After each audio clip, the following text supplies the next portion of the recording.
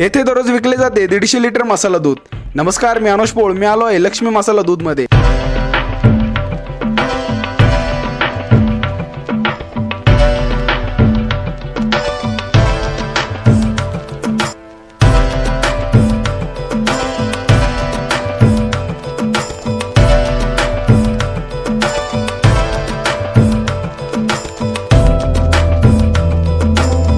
आणि मित्रांनो, यांच्याकडे मलाई बर्फी, डिंकाचे लाडू सुद्धा मिळतात, ते सुद्धा तुम्ही नक्की ट्राय करा।